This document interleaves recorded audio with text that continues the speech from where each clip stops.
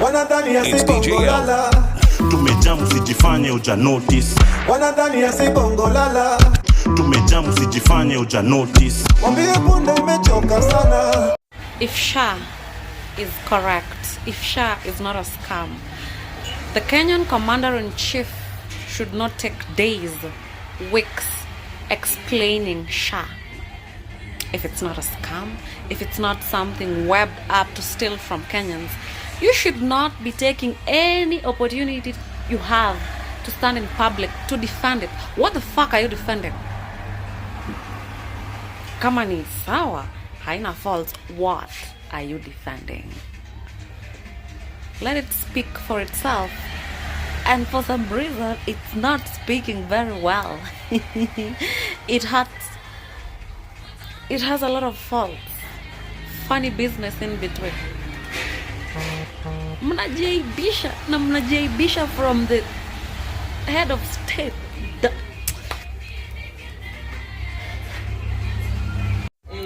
We never needed this, and shame on all the people who thought this is a good idea to Kenya.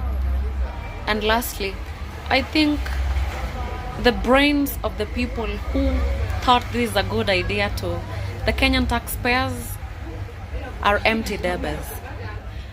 Now it's time for my nap. Yeah. Exclusive documents in our possession reveal how the Social Health Authority, SHA, could be a multi-layered fraudulent scheme aimed at robbing innocent Kenyans of their hard-earned money. The documents show how millions of Kenyans may end up losing billions of shillings to the medical fund over a period of 10 years while receiving little to no health benefit. NTV's David Mudhoka looks at the documents that reveal what could be the biggest scandal yet of the President William Ruto administration.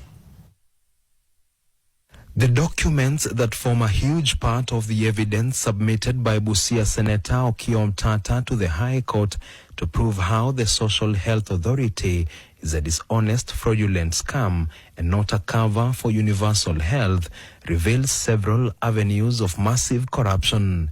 First is the controversial SHA system, a technology software procured directly from 3 companies in utter breach of procurement rules for over 104 billion shillings. The government denies that the system does not cost that much, but the documents tell a story of extravagance, if not mismanagement of public funds. So we are dealing with a situation that is very, very dangerous, that the Ruto government is fully behind it, and Ruto personally is responsible because yesterday at the funeral, he claimed that he's not a fool to commit the government to buy software at a cost of 104 billion, or for more than 100 billion. But the facts speak a different story. They have done that, so they know very well what they have done, but because they have been exposed, they are trying to play with our minds. The documents also shed the light on the hefty salaries those running the SHA system are expected to pocket each month for a period of 10 years. Kenyans will be forced to pay them between 5 million shillings per person and 2 million shillings. There's even somebody who just, if you look at the TORs, he's basically in charge of keeping some flash disks. He's being paid 2 million shillings per month. It's more than what we pay the President of Kenya. The Busia Senator has also highlighted how the different premiums offered by SHA, ironically a universal health cover, are the other avenues of looting. Days after it emerged that Kenyans' contributions go to escrow accounts, Omtata has alleged that Kenyans contributing to SHA are being scammed and their contributions taken out of the Kenyan economy. We are being scammed by people who know what they are doing. It's not accidental. The SHA is not, it's not that the SHA Shif is not working. It's an extortion scheme. It's supposed to get money out of Kenyans and transfer that money out of the Kenyan economy. The senator further poking holes on the allocation of money to SHA in the budget, yet Kenyans are also contributing their money to the fund. According to Treasury CS John Mbadi, the government recently pumped 6 billion shillings to SHA. Where are those billions in the budget allocated to healthcare going? If we have to pay from our separate premiums, where are they going? So it is not a simple matter. We are dealing with a very, very rotten government that is stealing with the left hand, stealing with the right hand, stealing with the left leg, stealing with the right leg, stealing with the head, stealing in all manner of ways. And at the end of the day, we shall not have a country that we can call home. The senator vowing to institute legal charges himself against the president over SHA. We need to make it very clear to President William Ruto and his cohort that we shall hold them accountable and responsible. And Kenya has reached a stage whereby people will be leaving State House and going to prison. I'm not surprised that the Auditor General and the Controller of Budget have both come out to tell Kenyans that SHA, which is running the healthcare system in Kenya, has not been remitting this money for the purposes it's supposed to. Tonight we begin with the shocking revelations contained in a report by the Auditor General raising queries over the technology system running the controversial healthcare scheme SHA. The Auditor General has raised the red flag of a shadowy account run by the suppliers of the system where 2.5% of SHA members' contributions is remitted on either daily or weekly basis without Kenya's approval. So all the money that you guys have been contributing, 2.5% has been remitted either daily or weekly without fail to some other source in an account that is not known. Where is this money going? So here you are contributing without fail, and all those contributions, 2.5% of all contributions that Kenyans are making to SHA are all going to some foreign entity. I need to bring out the fact here that there is a lot of money that does not pass through the COB. The Housing Fund, the Shif, like you have seen, the Railway Development Fund, the Petroleum Levy, all these funds are operated outside the consolidated fund and therefore not part of what I approve. So all this money that is trickling from SHA, who exactly is benefiting? These are questions that Kenyans should ask themselves. And every time you see the president or you see any cabinet secretary, either in the Ministry of Health or whichever ministry, campaigning for everyone to register for SHA, ask yourself this question. Where is the 2.5% going to? And this is why even private hospitals have decided to abandon this ship. Day 2 of the SHA boycott, and patients are bearing the brunt as private hospitals continue to reject credit arrangements. Because the money is not remitted to these hospitals, and therefore you are not receiving the service. And you hear the CEO of SHA saying things like this. We still have a whole 8,000 facilities out here which are offering services.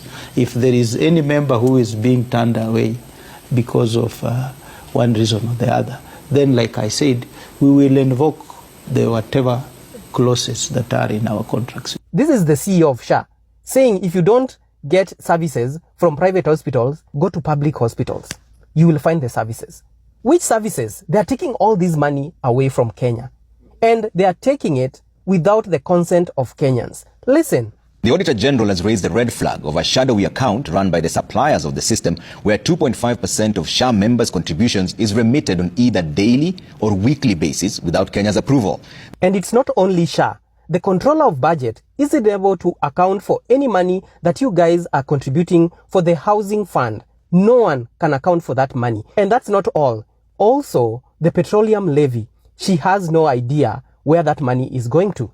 The Housing Fund, the Shif, like you have seen, the Railway Development Fund, the Petroleum Levy, all these funds are operated outside the consolidated fund and therefore not part of what I approve. So all these monies that are not really being accounted for in Kenya, and it's the same, those projects, the Housing Fund, Petroleum Levy, and SHA, these are the things that the government is constantly talking about. Kujisajili ni bure. Unasema jina yako ni mama fulani, mzee fulani, watoto wangu ni fulani na fulani, na ya kuweza kupanga mambo yenu ya matibabu. Tuweze kujua hospitali hii wananchi wake wa hapa ni wangapi. Tuweze kuhakikisha ya kwamba kuna wauguzi wa kutosha. So all these things that you see the president pushing so hard, saying register for SHA, Make sure the housing levy, this amount, these houses will go to you guys. All these things are lies. If the control of budgets cannot account for this money and where it is going to. So you as a Kenyan who is trusting and believing that SHA is for your benefit, you as a Kenyan who is believing the housing fund, housing levy that is being remitted every month by salaried Kenyans, and you believe that that house one day will be yours, who are you lying to? These are the things that make you really wonder, because if the president can be able to contribute 120 million Kenya shillings in order to fund a church, and his salary is 1.4 million. So you ask yourself, how will the president deduct more than 18 months of his salary and give to a church? How does that even happen? If you are able to find out where all this money from SHA, 2.5% every day that you contribute goes to, we will be able to answer so many questions that we have about all these contributions and harambees that are happening in our country.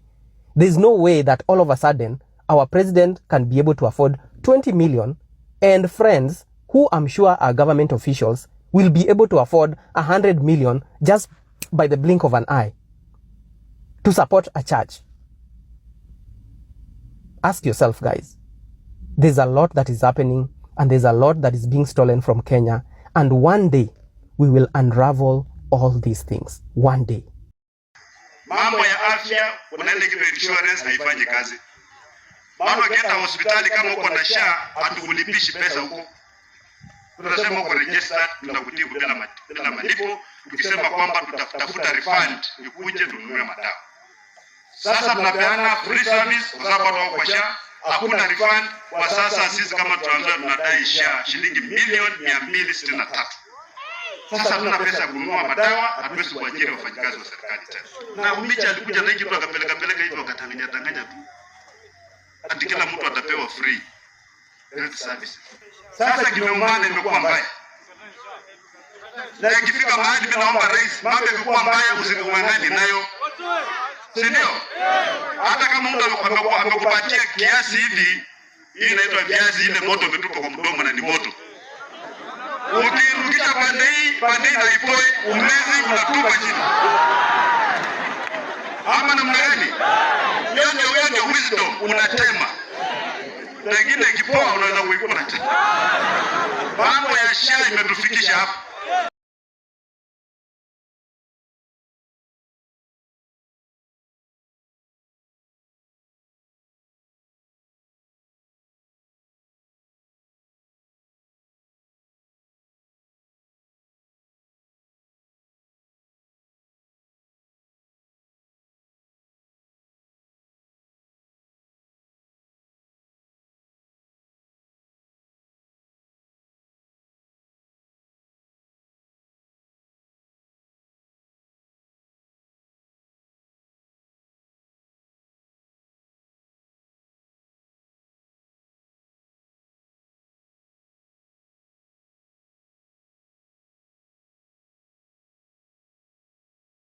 Mimi nataka hao watu wakubalie kwamba tulete pesa ya kutosha hapo chini mashinani.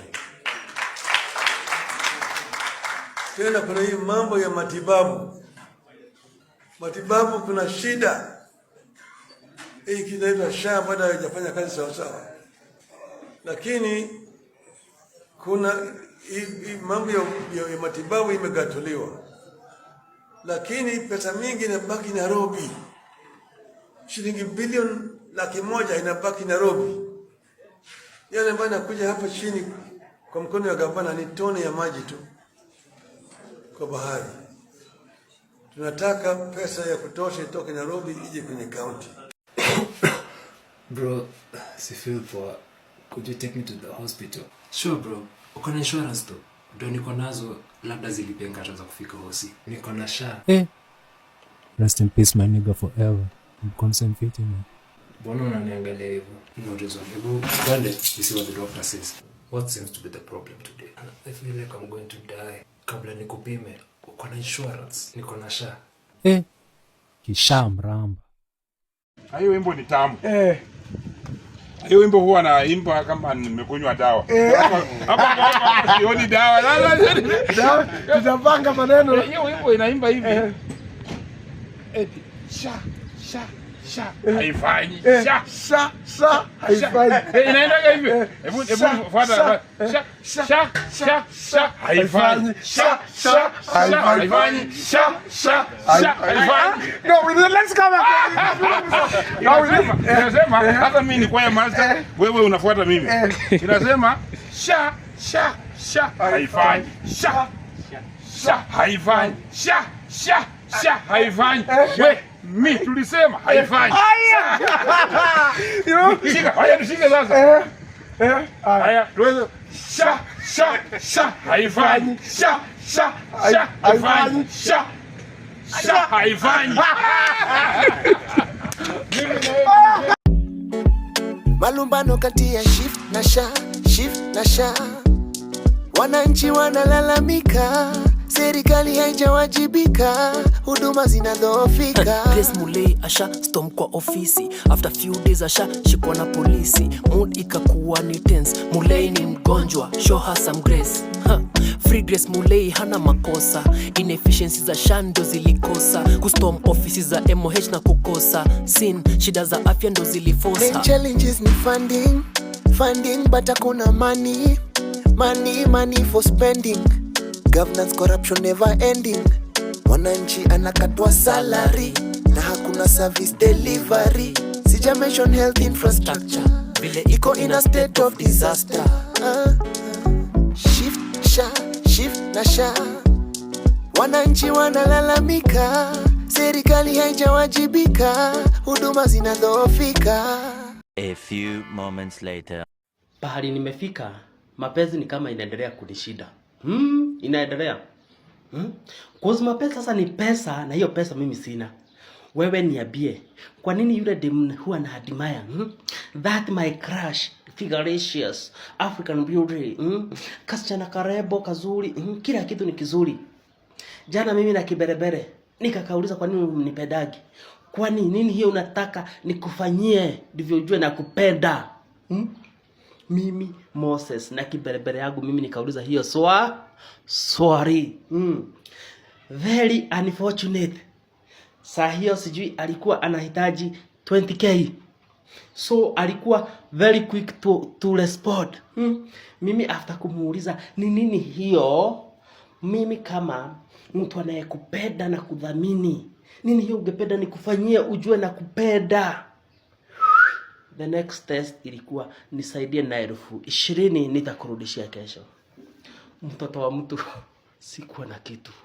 Niliaibika. Mpaka leo sijarecover.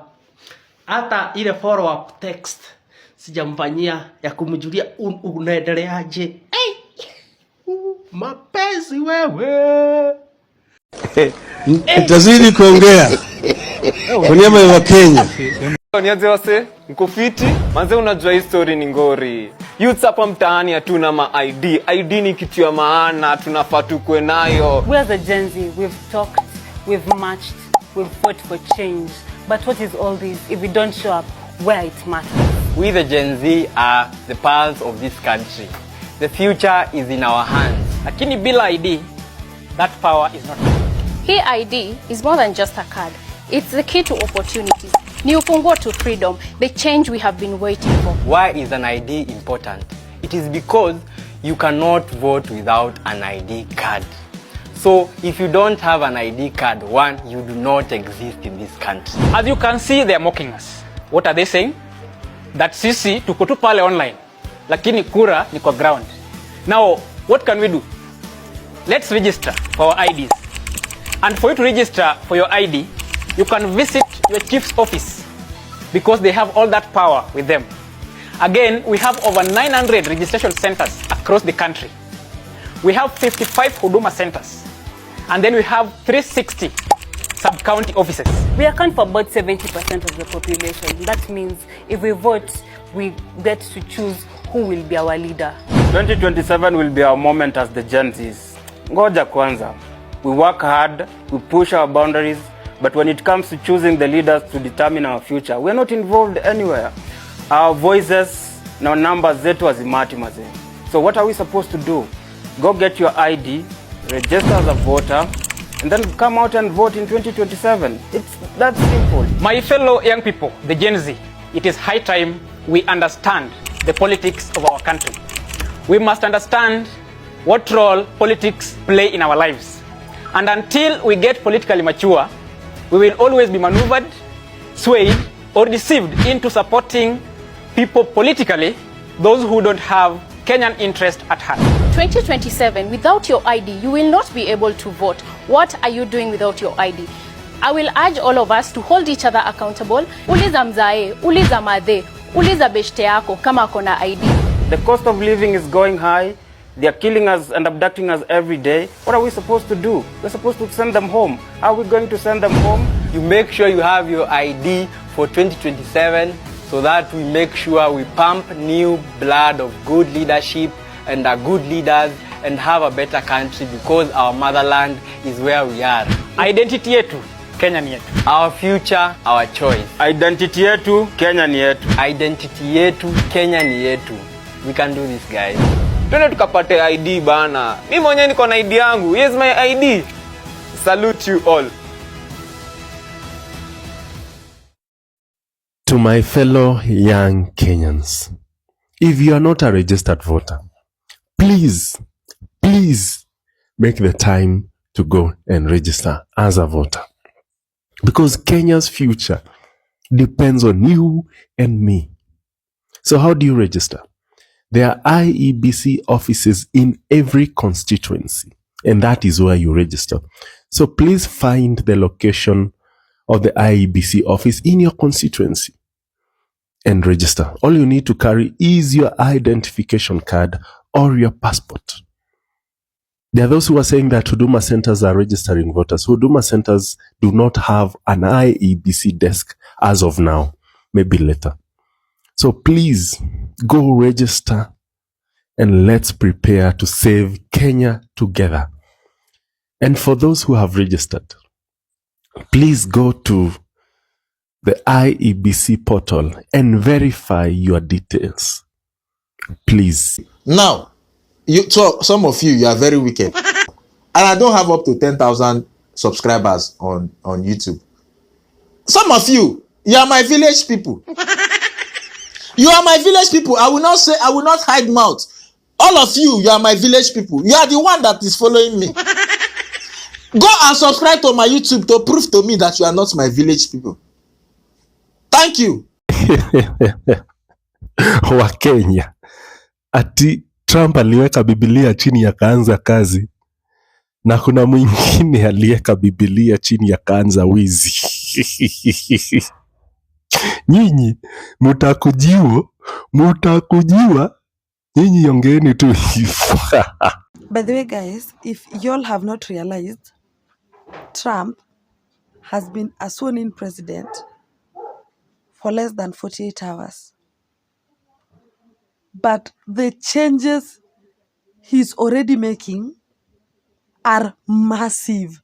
Like, he's making big decisions in less than 48 hours. In less than 48 hours, amemaliza LGBTQ. Amesema huko kuna gender mbili peke yake, male and female. In less than 48 hours, amerudisha TikTok. In less than 48 hours, anyway, na kuna huyu wenyu anafanya campaign. Anafanya campaign. Ai. Mungu tusamehe. Anafanya campaign. Anafanya. Hey. Mheshimiwa William Ruto, wewe ni mwizi. Msaidizi wako ni mwizi. Na lazima tunaomba kwamba Mheshimiwa William Ruto, omba wa Kenya msamaha. Omba wa Kenya msamaha kwa sababu ya yale maovu ambayo uliyafanya na Wakenya wanaumia. We will not tire. We will not be scared. Tuko tayari. Polisi wajitayarisha mpaka jioni. Ni kukimbiana hapa na pale. Wanasa kwame. Wanasa ai. Wanasa wololo. Wanasa. Enda pole pole. cool down.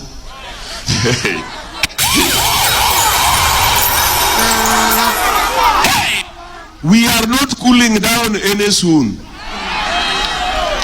In fact, it might get hotter. We will consolidate Kisungu kubwa.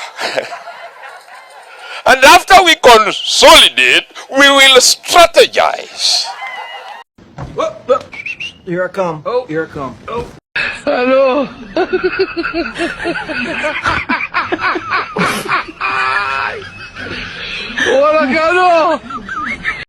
And don't buy into the political rhetoric of trying to divide you into tribes. Yes. Our problems are not tribal. There is no Kikuyu problem, there is no Kalenjin problem, there is no Luo problem, there is no Somali problem. There is no Kamba problem. Yes. Shif share knows no tribe.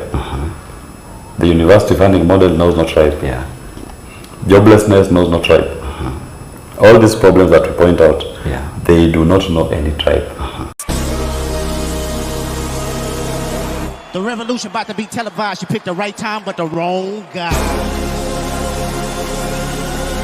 I want to perform their favorite song, but you know they love to sue. What song? Yeah, that song. That song? Maybe I think about it. Oh, no. Know what? I slow it down. Say, ladies, do me this solid.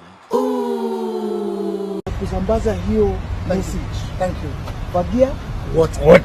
I'll take it to all the corners. You take it to the entire nation. Yes. Eh?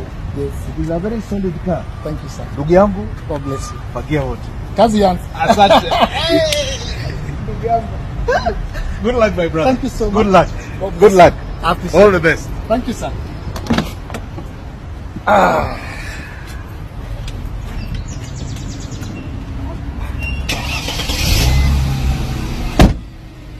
It's time for a fresh start. Tunafagia wote. Your Excellency. Aya, alafu matopare. Okay, matopare. Matopare. Topa. Matopare. Matopare, topa. Itazidi kuongea kwa niaba ya Kenya. She asked me, baby, where you from? I told her, Kenya.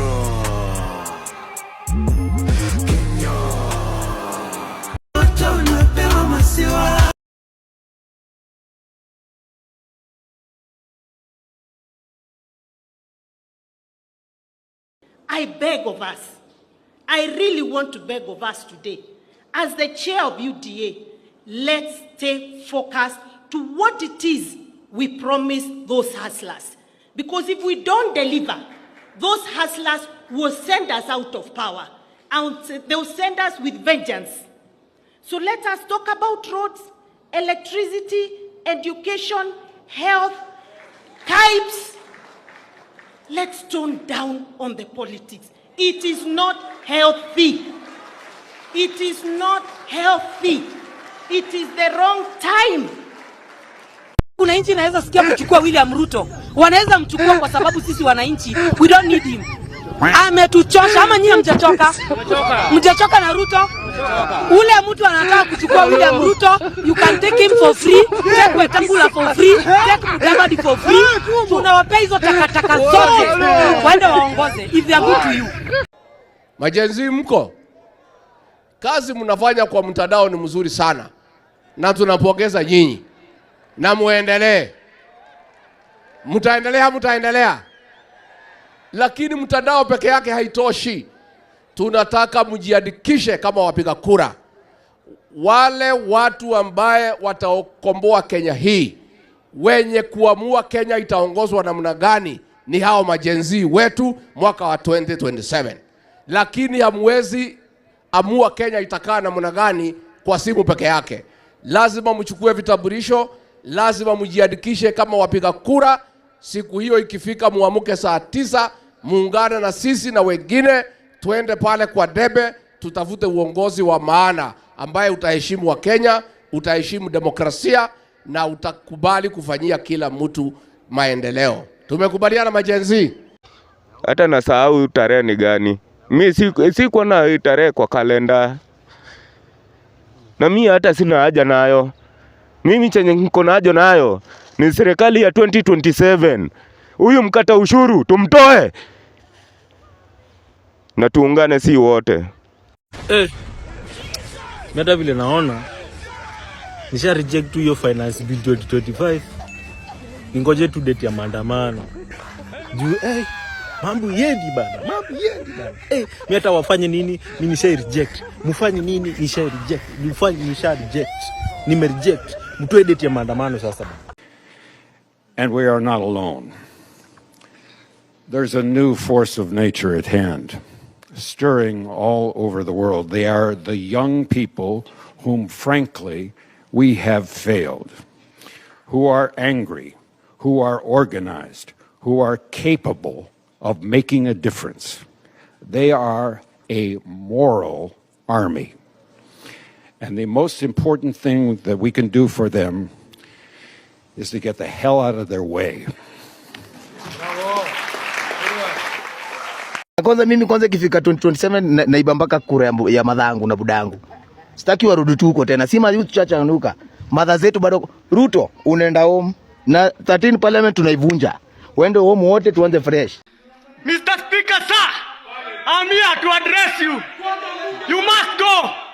Ruto must go. Kwapa na hatuendi.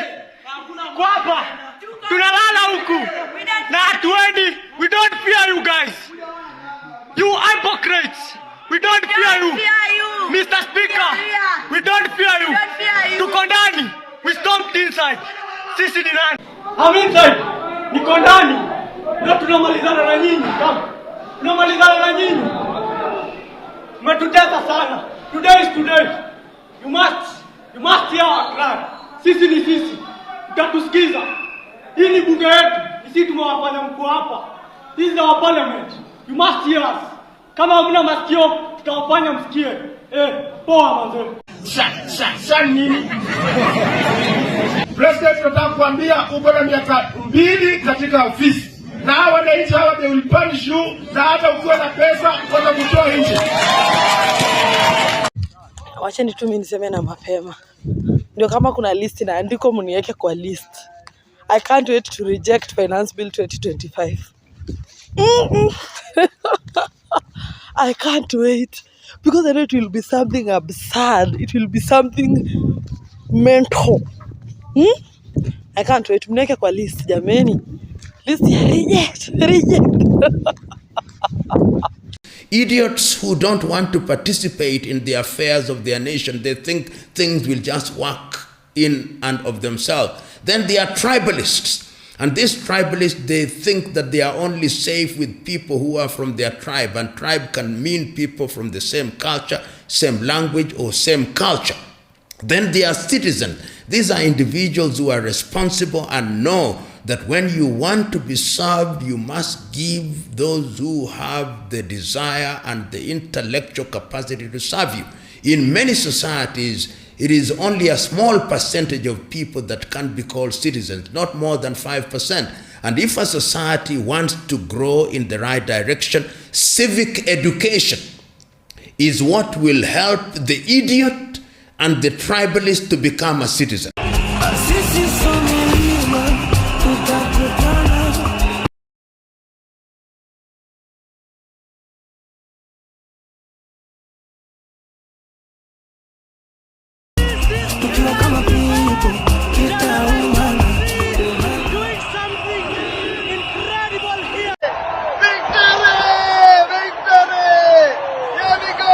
No way, you can stop it, man. That's it. That's Sri Lanka.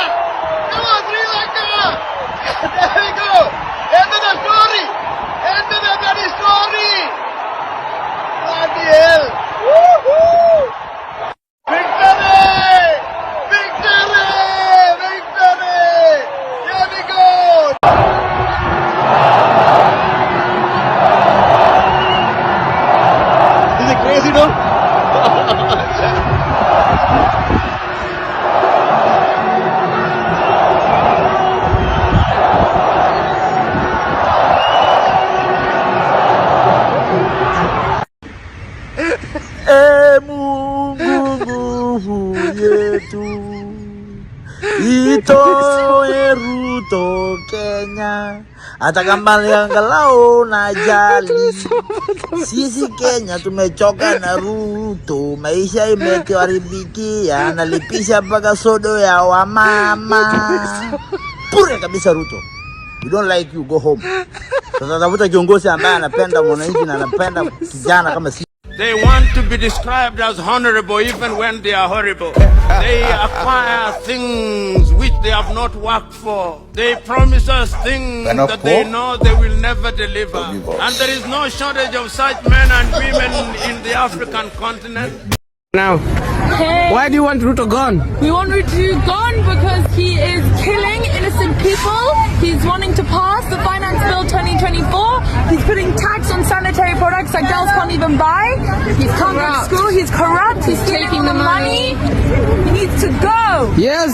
Get out. If you're going to raise anything, start with your hairline. Nice. Control, Alt, Delete, Ruto. The drunk did better than you. Drunkard did better than you. Nice.